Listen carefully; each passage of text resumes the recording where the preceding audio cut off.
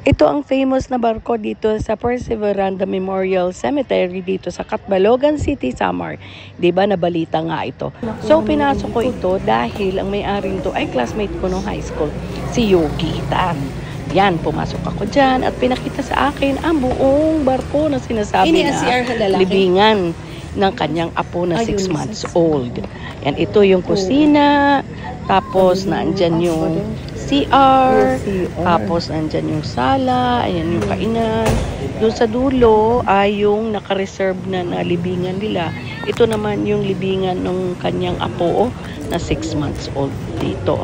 Tapos doon naman sa dulo ay naka-reserve na rin yung libingan nilang mag-asawa. Kaya makikita mo dyan. Ini naman Kaya umakyat din ako sa taas.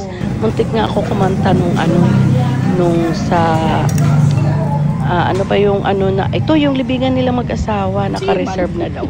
Tapos sa taas ito, merong ng kapitan ng barko. Tapos may swimming pool para sa mga apo niya. At meron din, makikita mo yung kabuuan ng Perseverance pag gabi. Buong paligid makikita mo dyan.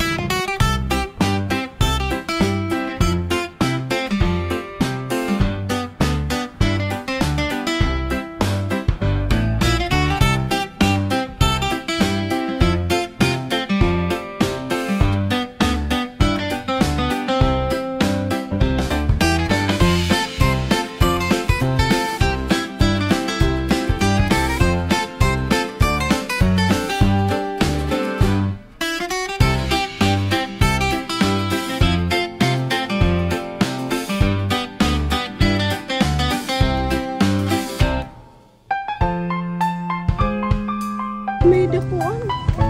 Hala, barko good.